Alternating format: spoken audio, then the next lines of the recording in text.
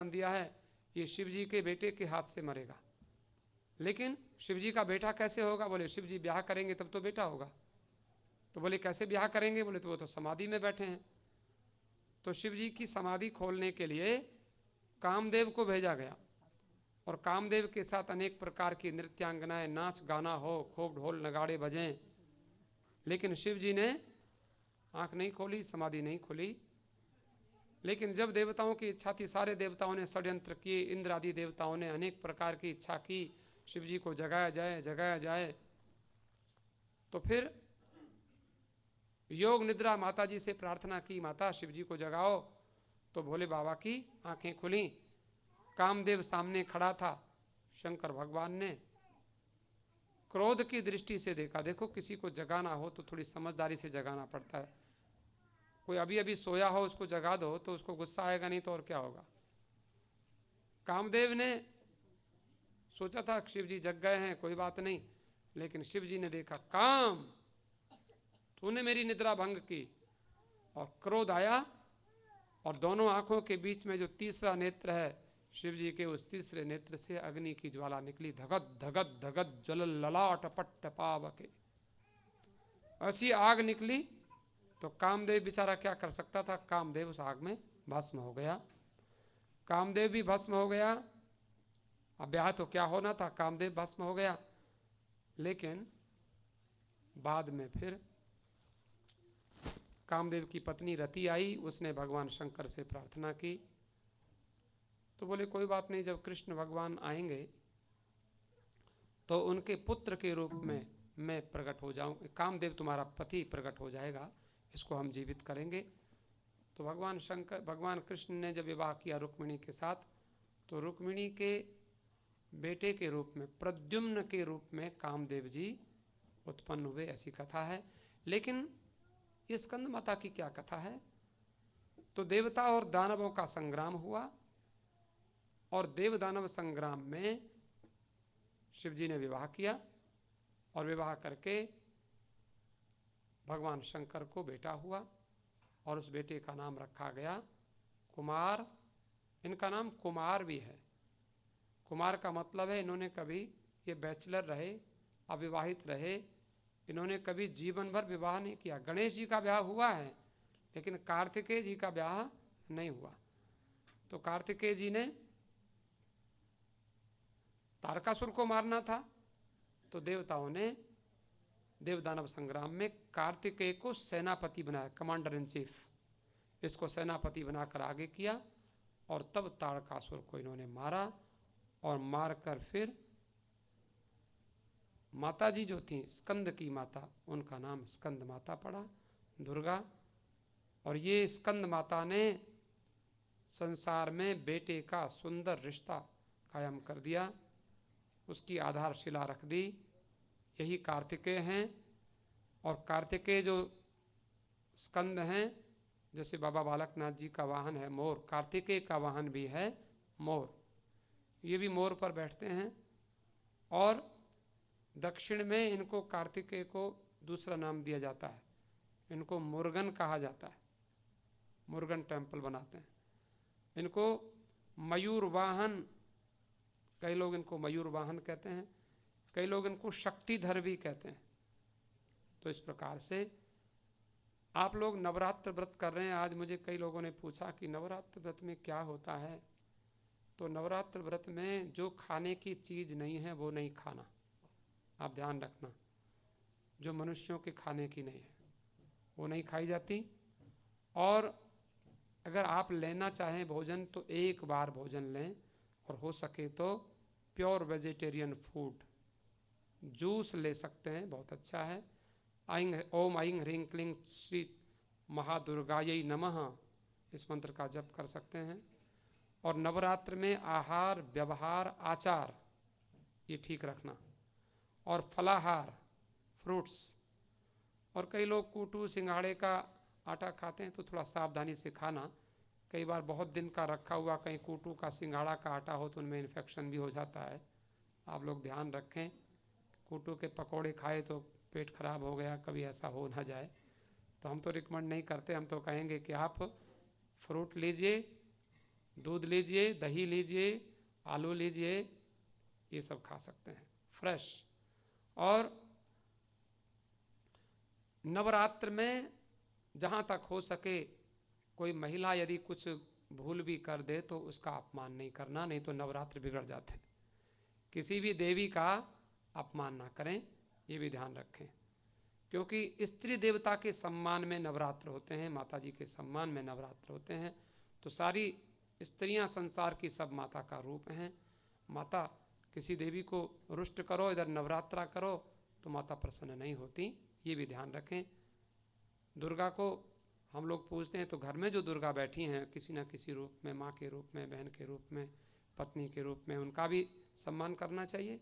और ओम ह्रीं महादुर्गायै नमः, ओम नित्यायै नमः, ओम स्कंद मातायै नमः। एक बार बोलिए, ओम स्कंद मातायै नमः। और एक और बात बताएं आपको, आप सामने रखे हुए इन्होंने फल, कोई समझदार व्यक्ति लेकर आए होंगे। स्कंद माता को अंगूर बहुत प्रिय हैं। आज की जो देवी हैं इनके अलग अलग सबके प्रिय भोजन होते हैं, तो माता जी को अंगूर बहुत प्रिय हैं और इनको अंगूर का भोग लगता है। और दीप जलाने से ही प्रसन्न होती हैं, और फूल, फल और वस्त्र इनको अर्पण किए जाते हैं। और सिंहासन गता नित्यम पद्माश्रित करद्वया शुभदा सुधा देवी स्कंद माता यशस्विनी। और इनका, स्कंद माता का सफ़ेद रंग है, शुभ्र वर्ण की हैं, गोरी हैं, कमल के आसन पर बैठती हैं, इनको पद्मासना भी कहते हैं। और जो योगाभ्यास करते हैं, मैं आपको हर देवी का मेडिटेशन ध्यान का एक केंद्र बताता हूँ, तो इनको विशुद्ध चक्र में मन लगाकर ध्यान करना चाहिए। विशुद्ध चक्र क्या है? ये जो आपका जो गले के ऊपर जो गांठ है ना, इसी को विशुद्ध चक्र कहते हैं, विशुद्ध चक्र। स्कंद माता का ध्यान यहाँ होता है, कंठ में जो ये गांठ है इसी को विशुद्ध चक्र कहते हैं, यहाँ पर माता जी का ध्यान होता है। और मृत्युलोक में, इस संसार में सारे सुख और शांति देती हैं। मोक्ष द्वार स्कंद माता की कृपा से स्वयं खुल जाता है। एक और बात बताएं, विशेष बात, आपने स्कंद माता का दर्शन किया, स्कंद माता के हाथ में कोई शस्त्र नहीं है, कोई तलवार नहीं है, कोई त्रिशूल नहीं है। ये ऐसी देवी हैं स्कंद माता, क्योंकि माता है ना, माता हैं और सबकी माता हैं, तो माता कोई वेपन नहीं रखती, इसके हाथ में कोई वेपन नहीं है, वेपन के बिना है ये। तो we can get the gentleness and love of mother from Skanda Mata. आप ध्यान दीजिए, इनसे विनम्रता ले सकते हैं, प्यार ले सकते हैं, और विशुद्ध चक्र में इनका ध्यान कर सकते हैं। और इसको थ्रोट चक्र भी कहते हैं, गले में इसलिए होता है, इस विशुद्ध चक्र कहते हैं। तो ये विशुद्ध चक्र also symbolizes creativity and communication. आप इससे, आवाज़ भी तो इसी से निकलती है ना, या सिंगिंग। तो जिनको गाने का अभ्यास करना है वो स्कंद माता की पूजा करें ये। और जिनको कम्युनिकेशन का कुछ काम है, उनको उन्नति चाहिए कम्युनिकेशन के व्यापार में, तो वो भी स्कंद माता की पूजा करें। और जिनको कुछ नई नई चीज़ें बनानी है, क्रिएटिविटी चाहिए, वो भी स्कंद माता की पूजा करें। तो इस प्रकार से बड़े प्रेम से थोड़ा सा स्मरण कर लीजिए, फिर माता जी के दर्शन।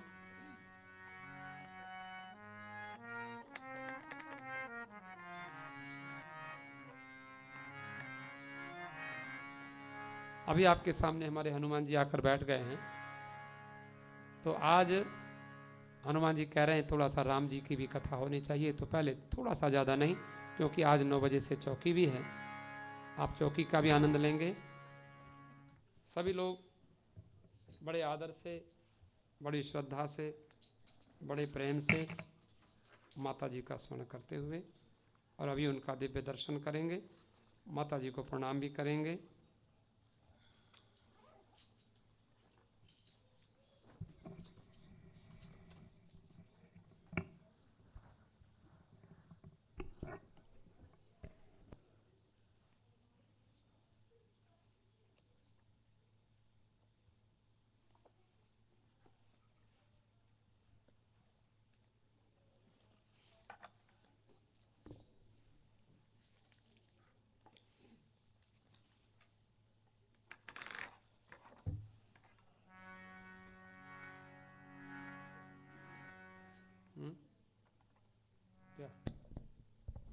वो है ना।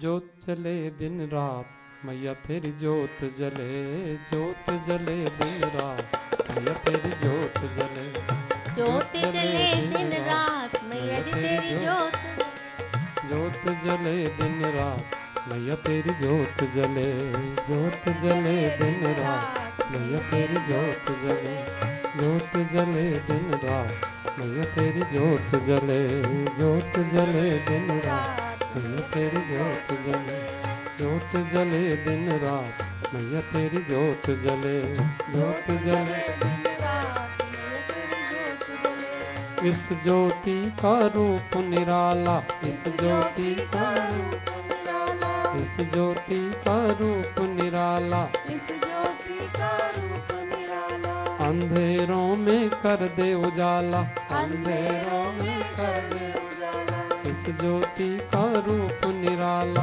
इस ज्योति का रूप निराला, अंधेरों में कर दे उजाला, अंधेरों में कर दे उजाला। मेरे मन में बस जा भवानी, मेरे मन में बस जा भवानी, मेरे मन में बस जा भवानी, हर पल रहना साथ मैया तेरी जोत जले, हर पल रहना साथ मैया तेरी जोत जले, जोत जले दिन रात मैया तेरी जोत जले, जोत जले दिन रात मैया तेरी जोत जले, जोत जले दिन रात मैया तेरी जोत जले, जोत जले दिन रात मैया तेरी जोत जले, जोत जले दिन रात मैया तेरी जोत जले, जोत जले दिन रात मैया तेरी जोत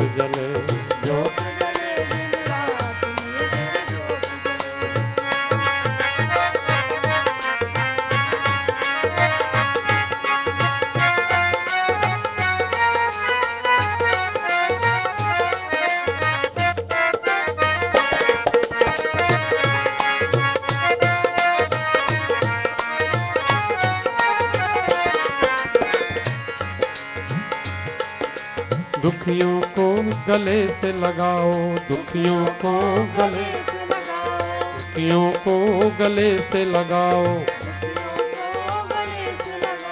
बिछड़ों को तुम आप मिलाओ, बिछड़ों को तुम आप मिलाओ, दुखियों को गले से लगाओ, दुखियों को गले से लगाओ, बिछड़ों को मैया आप मिलाओ,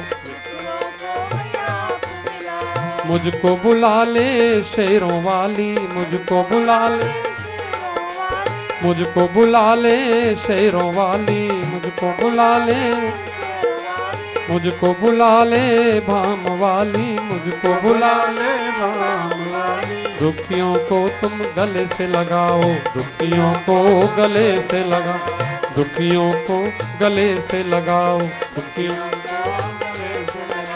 बिछड़ों को मैया आप मिलाओ, बिछड़ों को मैया आप मिलाओ, बिछड़ों को मैया आप मिलाओ, बिछड़ों को मैया आप मिलाओ, हमको बुला लो शेरों वाली, हमको बुला लो शेरों वाली, हमको बुला लो भाम वाली, हमको बुला लो भाम वाली, छोड़ न देना साथ मैया तेरी जोत जले, छोड़ न देना साथ मैया तेरी जोत जले, छोड़ न देना साथ मैया तेरी जोत जले, छोड़ न देना